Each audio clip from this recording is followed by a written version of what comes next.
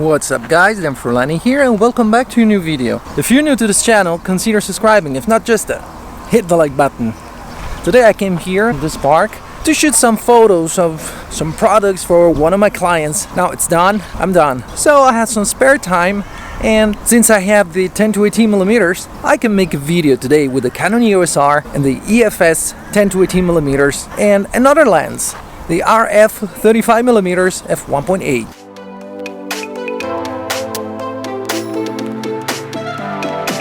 You stare into my eyes and it makes you wonder, is she the one I'll take home?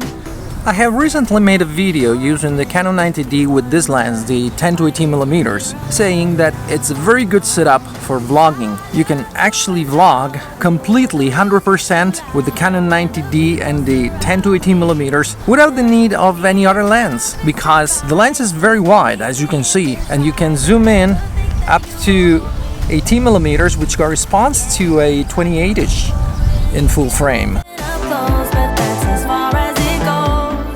Even though the aperture is not really ideal, I mean, the maximum aperture when at 10 millimeters is f4.5, and when you zoom in all the way to 18 millimeters, the maximum aperture then it's f5.6. So it's not really ideal in low light conditions, and also it won't give you a very shallow depth of field. But I mean, for vlogging it's good. When it comes to shooting B-rolls, as I said in the other video, with the 90D you can do that 60 or 120 frames per second in 1080, no problem at all. But for what concerns the EOS R, well, when you use an EF-S lens on the Canon EOS R, you actually lose the ability to shoot in 60 or 120 frames per second.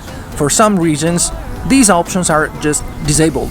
You can't click on them. So if you're vlogging, if you want to vlog with the Canon EOS R, yeah, this is still a good lens. Absolutely. Here's my best advice, just let me stay in this vibe and never think that you owe me.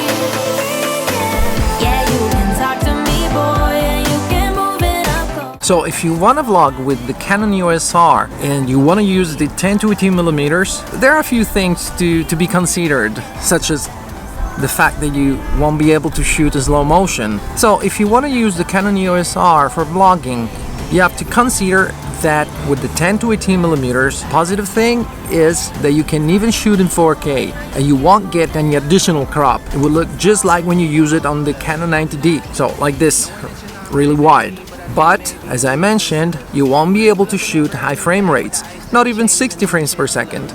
Therefore, you won't be able to do slow motion. That's a bummer for what concerns B-roll. What can you do? You can either buy a pretty expensive lens, such as the RF 15 to 35 millimeters f2.8, which is awesome, or if you already own a 10 to 18 millimeters and you want to use it, but you don't know how to shoot your B-rolls, I suggest you get either the Nifty 50 or something even better, which is the RF 35 millimeters f1.8. Not your baby, I might be up for a dance. This lens is awesome, and I've already talked about it in quite a few videos. So if you happen to vlog with the Canon EOS R and the 10 to 18 millimeters and you want to shoot B-rolls, or you want to frame yourself in a different way with a different focal length, you can use this lens. To me, boy, and you can move it up close, but that's as far as it goes. I'm not your baby.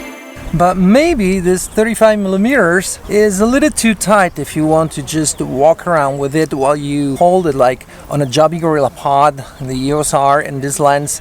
You know, it might be a little bit So let's say for B-rolls, no problem at all. It's just awesome. But if you want to use it for vlogging, I suggest you just don't walk around with it and the camera on the Joby Gorilla Pod. You can play it smart and place it like this, for example, on a table, on a wall, or whatever. If you use a Joby Gorilla Pod, you can place your camera pretty much anywhere, and then you can frame yourself well, and then you can press the rec button. And this is the 35 millimeters RF 35 millimeters f1.8. At f1.8, of course, I have to use an ND filter, otherwise it would look like way overexposed. Can you see?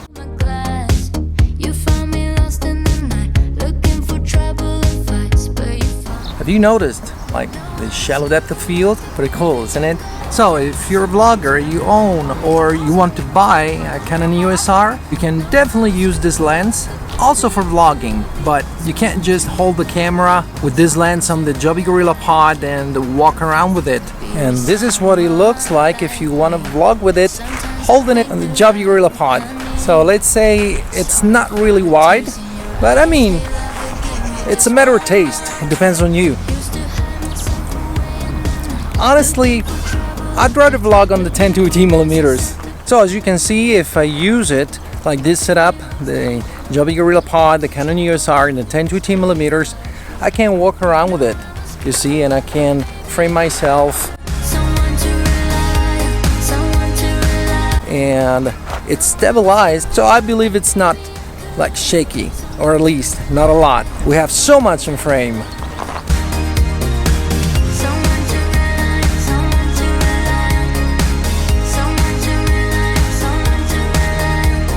Right now I'm using an ND filter because it's sunny and the sun is real strong. If I don't use an ND filter, this is what it would look like, more or less. Hey baby, just please pick up the phone. Hey baby, I'm calling. The filter I'm using is a KNF variable ND filter.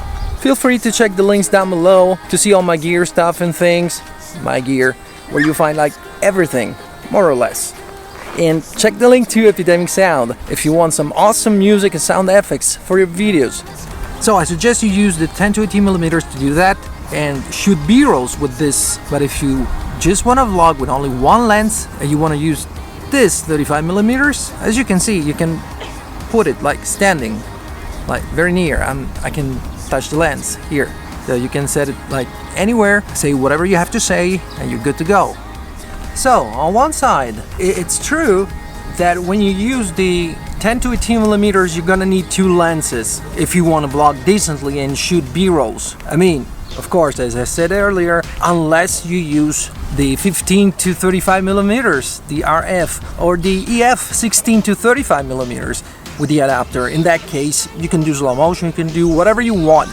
But let's talk about positive things of using this setup with the RF 35mm. Well, first of all, let's say when you use the 15-35mm, the maximum aperture is f2.8. Even though it's awesome when you use it during the day, and you even have to use an ND filter to get the best out of it for your videos. But let's say at night you might struggle a little bit with an aperture of f2.8. So the RF 35mm has a maximum aperture of f1.8. So if you happen to shoot in low light conditions with this body, there'll be no problem. And by the way, today I woke up at 5 because I was supposed to come here like really early to shoot some photos. I came all the way here and it was like 6 or something and it was closed. It's written at the entrance. They open at 8. I didn't want to wait here outside. I just went back home, made some more coffee and some extra breakfast, and then I came back here.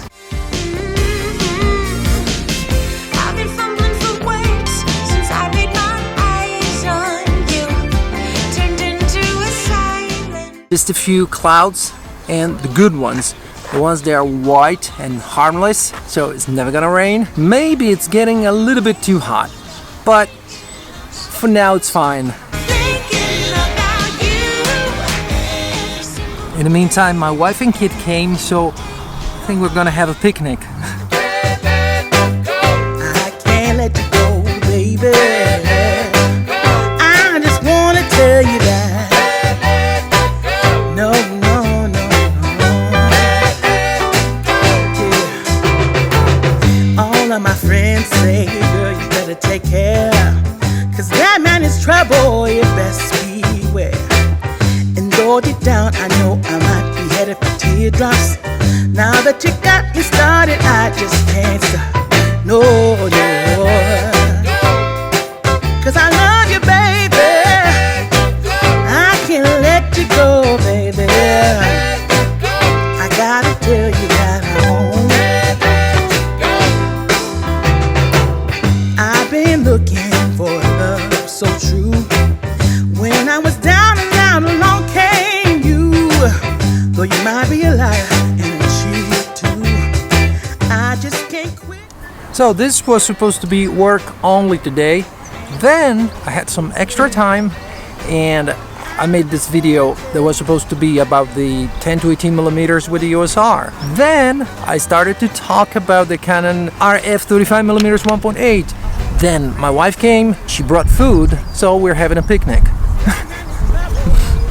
When I got my EOS R last year, I was worried because all I had were like EF-S lenses, you know, like the 10 to 18 millimeters and the 24 millimeters, a pancake, and also like the Nifty 50, which is not a crop sensor lens. I mean, it's a full frame. It's supposed to be for full frame cameras and crop sensor cameras.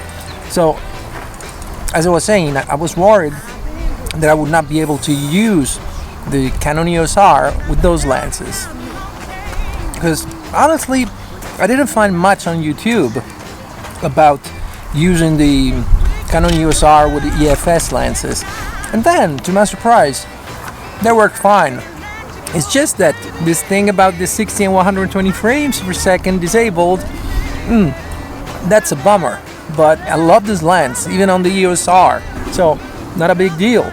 Then I got my EOS R with the RF 35 millimeters and bam, perfect combination.